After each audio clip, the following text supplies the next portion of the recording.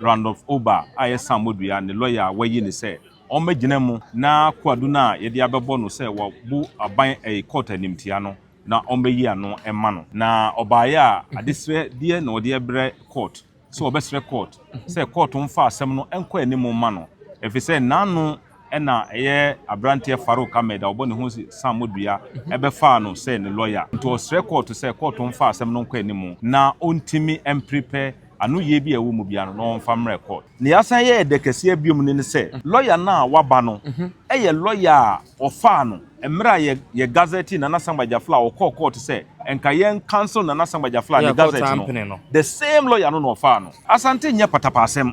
Asante yuso amambre amande ne Ghana mbra enti Asante nka se obi ba me kochi na kobu no ne omo ye omotimi kofa nkrofo firi wenchi techima edi bayi Asante kro mienu miensa betimi akonka omo nyina badabe na Asante mobilize okoye sa onye sa because Asante no wachichiri ne mind dada Sammorduah wabo ne ho asafo hene wasampa ho asemi ya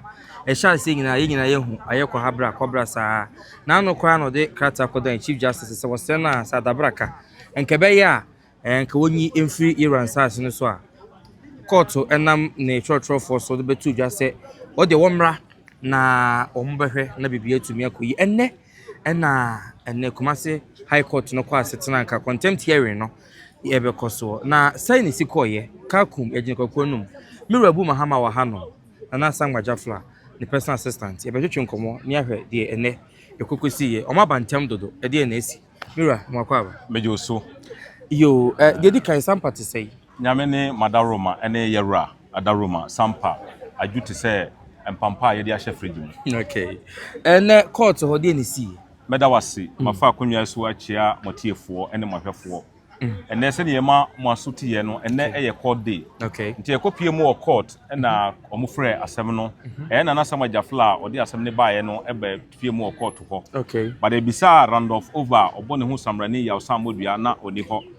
court bisa say legal representation ye lawyer agina mu introduce ne ho ti e ho nso na lawyer foforo nso sorry ye court bisa ne say na mane na wo so wono ene round of over aye Sammorduah ne lawyer wayi ne say omagina mu na kwadu na ye de abebo no say wo bu aban court animtia no na ombeyi ano emma no na obaye a adesre die na ode ebre court so obesre court say court mfa asem no enko animu ma no efi say nanu ena eye abrantie Farouk Ahmed obo ne ho Sammorduah ebefa no say ne lawyer nto osre court say court mfa asem no enko animu na ontimi prepare anu ye bi ewu mu bia no mfa record judge no edane yasem no edi ma ye lawyers say omu wo bibi etia ne ye wo kana na ye lawyers kan say de bi omu de ne no mo hwe ne so obeba court na watimi abeyi ne ho ano na ne nti a obu court animtia no na wabeka nti ene de say oso wo mba court na ene watimi de ne lawyer abade a na anam so onim say mera no ewo ho eno nti na waba nti omu ni adibia etia mera opeso woji no okọ prepare ba already nso no court ebe sorry na nyuma so Friday away enimu na omakọ ne yefre no legal break okay enti omo tutu ya omo ye nina no ekosi say court be sen aba on the 15th of October ne santi se ne ebe ya ye nkomma ema ne mbeka say mantimi amfale we mantimi anye we enti no judge no e de court 28th ne there is more or less 2 months clear ankrata bia anu ye biara judge lawyer na waba no epeso odi ba bia no obetimi afale enti ne tintini ne tietia mu nyina ne se ene Sammorduah ema lawyer aba ema lawyer na aba besre court se osre court mfa asem no nkwa animu na wontimi prepare emra court na tie ne so frɛ edi asem no akọ 28th of October ne ye nyina yaba na de ewo bia no ne nti a obu court animtia no anu ye bia owo bia no na waba beka nti sana asem no ekosi enti mremu no yebeka se Sammorduah ba court ne oba court ne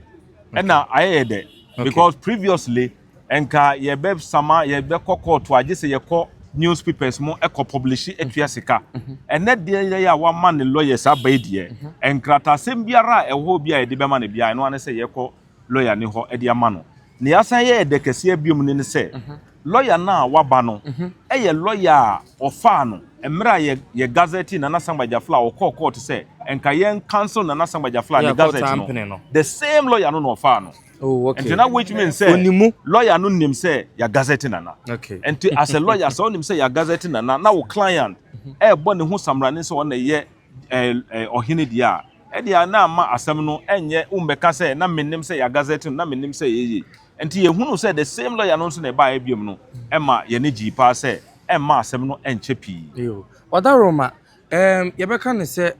se oma be pie mu wo honom yi na ye nyina de enti e wo ho so ne se otikrom honom se wo ye ohine wo ho na yasa ye atwum nkogu so egu ho ye de oye no ana na ye de bibia to no se enyewe na de oye no a court nka hwe nkire no ye de uba baby say why ye bone bi ye ne ode uba ye no e se otime prove say why ye sa bone no enti ye de ne ba ye na ono koso ye no sa no wa ma ye dwuma no be ye mre e de ama ye enti ye de ye restrict no say the moja no nye de ope ne wo ye bia se ne ye be ya adansedi ne be ba because ye ba ye no ka say they be me mo me hu samrani se me first na ye call ye no na omo ye eyi nkrata na omo mfa ne din mamu okay omo ye announcement so omo ye no Sammorduah omo mfa title bi enka ho okay enti wo de ne ba court a obetumi atwe ne ho se na bia nsoso de bi kopim se wo hya ase eye nneoma introduction ba mu ene nkrata ba mu adansedi ba ye eno ntina nipa bebrenti ase ade ntina mun take action wo rational take action a wo court a ye bebo abu enti se okoso aye nneoma eboa yen ma yasem no omo ehunu se nya se na judge be bisa se adansedi be na awo enti sa nneoma na okoso ye ne de 1 month 2 months e we ye ne mu de ye be pese obe ye nneoma bebre ye kire se ono no bo ne ho samrane se wo ye man hene eno no beboa ma ye ba court to approving say obu court animtia no enye di ma ye enti there is no restriction on him whatsoever kopim say court be pronounce the judgment. Epacho na atmosphere ne te say de no waka say nki enyim free ha no bi e de ne nsa ke kan ne ade no enne na hot say won say ope amamre ene amane fie enye Ghana nkon in Africa ene wiase amane nyina Asante okay otumfo ekura the key to that ena Asante nso nya nneoma gidigidi Asante nya patapasem Asante yuso amamre amane ne Ghana mbra enti Asante nka say obi ba mekochi na kobu no ne omo ye omutimi kofa nkrofo firi wenchi techima edi bayi Asante kro mienu miensa betimi akonka omo nyina badabe na Asante mobilize wokoye sa onye sa because Asante no wachichiri ne mind dada tamu na yese na nanom ko ebuchichiri no wachichiri mind no ntini yakaye so odi amamra amane ne Ghana mra edi bebo ne de ho ban enti oba obi ne ho oba bibi obi biara ne ho na tamu na ye ba mandemons rule no omo na omo ba no mu di twini no mu sa no mu ye nneoma obi amfa ne nsan kan da because enya ntokwa ne ye call ring mu a ye beka say you back gbura ne mu nko ne obetimi ne ho na ye mfa ma no amamre ne sesen amane ye sesen Ghana mra sesen enti ano ne ye ba be ye enti ntokwa bia ne ho he can be well assured say obeba Asante pura bebo ne ho ban once na pura ento ne su say that is a well assurance because enya ntokwa eye die na mra ne ka die na amamre ka ya establish the true ownership of Akonwano through amamre ni amane and that is settled okofa the high court judgment na otemuane Angelina Humia ediba ye na o kan clear o say Sampan Konwasem was resolved through customary arbitration by His Royal Majesty Otumfuo Osei Tutu II Ghana nso no say court nya kan asem a aba be ye mra kopim say court a ewe anim begu sa asem negu and took offer the ruling of the High Court on the mandamus now. Very clear. Say Sampan Konwasem ya kan wie and ye di obi asi akonwa so a na won so ye ho say wo ye ohene a die en na mra ne sie eno ne ye ko mra no ne ye hunu say eye nimtiabo ene ye di naba enti enya ntokwa enti ye betimi ama obi biara o wi ase mama na kuma nto ne yem say entokwa bibi biara ne ho ai baba Asante ewo nimdie Asante ennim ne wo ye enti wonye enya ntokwa eye mra ene amamra ne amane for now no Sammorduah gusu ye de wo ye no Anaja Flag so betumi akodi na dwuma bia wo ho no ma na just ye wi asem ni nyina nana Sammorduah Flag kro no eye ye radia okay ena ye ra e de ahye ne nsa enti mra ne mra nyina no o ya ade a na obi ena e de ahye won nsa on sori preko pe enye nneoma bia ebra sa ne pa na wo de ade na ahye won nsa no o ma otumi se ye bibi enti nana in consultation of Akonwa ra eye ra and amotuo bi obepese na betu bia no ne mpanyinefo betu ba se ne na mepese atiefo nso ene ahwefo ehunu ne se dwumadie biara ese ohini oman hini edi wo sampa na eye. Okay. Recently they held a traditional council meeting. Tamwa na himfo ba kun wu yesi na yi one of the sub chief e ma ne gina mo e mo mu ye no so eno echi nua ba wodi machi prekope a wo ye na Sammorduah Jafa ne de hie ofre mu ye koye ye no enro na me free sampa e beduru ha obi ahuno ye obi se mo ma ho obi si ye ma ho obi no nkran sa but entu hwe ukohwe abefo ententamfidie so a obehunu videos ene ye a egina. But I say, encyclophobia or hono etro ayo mude. They don't respect their viewers. Because me say, nyansa enemy nkwamete enti me ntwa ntro enkyerɛw. The moment I measure say twa ntro enkyerɛw, na me fese me kyerɛ sɛ menim nyansa ɛkyɛn. So, enti ye ntwa ntro, ye ye nkoye nneoma gidigidi. Enti wo hwa a, na no say me call her on the Wednesday, Thursday, Friday ye Saturday yabo akuntan ena enra me free ho because ende ese ye court na ye besom ye ra ene ye bae enti sa na tie ye ho but omo no beba o say ni say e ye ntro ukokromu akromu ho adu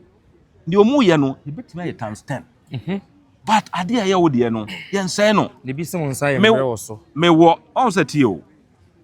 obi the deputy speaker of parliament ne kan assembly eto masomo pa also you don't honor fight in your father's farm, knowing very well that it is your father's crop that will be destroyed. Also, who are papa fum, no bidding to qua a 2 or qua, and so. Because who queen, papa no buy and abesen. Yeah. Chrono yen and anomaly chichery. Wow. Men and Sammorduah Jafa with the kind and in mere more than any better chrono. And tia do machi near Yenoma Bia, or Mono Essaya, they don't have anything to lose. But the Yeno, a backward and nothing you saw a mamre near any Ghanamra near the solve, and yes, sir. Who be ena away so with the work in the any na tonkrama monsomo de hia ebinum da so sampa se mon se kuro ni ade no bia na mo gusu kokoto yi no mo so yo madwe so mo ye bibi am mo so ehun se mo wo ho e de asem na nka kiro meda wase nanu amekọ ye se me ni omo hia ye di nkomo ba de be so aka kire wom se ade a eye wo de no ye bo ho ban o say what royalty has handed over to you royals has to protect it. O say near dishiyo enam dishiyo so aba bedi wonsa no e say dishiye no mo ebo ho ban sampa krobia no ye nana no mo bre no mo chichire ye e na bebi a sampa das no so e ye bebi a e fa yie e na ye wura a ye se na se a tititititi enya nana Sammorduah Jafa na de sampa ba Asante manyo enya nana tofuhin na de sampa ba Asante manyo sampa tititititi a na ye be sei sampa e na Asante e fa sampa bo sampa ho ban up to now. Enyoma bebre wo ho emra na ema ye kwan. Okay. Nano ya President Kufuor ebedi ade a na all the market tradition all the market district ni de keka no. Abunofo ya o ma sori o mo ka se sampa ye o mu de e sori se ema President Kufuor ema ye district. Ye ra e na sori gina ya o mu tip district ni bi ma ye. Nano ya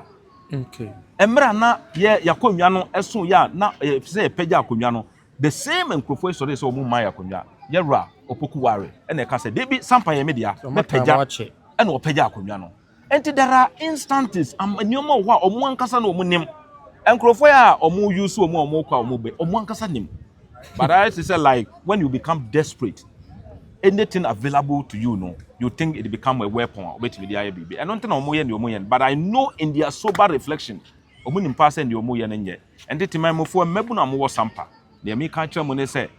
ya na nam brain no mo chichire sampa e ma mo nni obi achi enkoye bibi enro achi me hu video bi na mrantie bi na mo ka se ya dada mo e ma ma ye nneoma boni ya ye se nti mo betu mo hu afo e ya adwen pa na mo ye e ma mo nsan mo achi enkoye sa nneoma no boni wo hoi empro omo be gigi mo se ya no mo ye dada mo ye de mo be kwa brochire bisa wo hu se nepa na wo so wo de wo be kwa brochire no ne nkrofo dodo se na wa brochire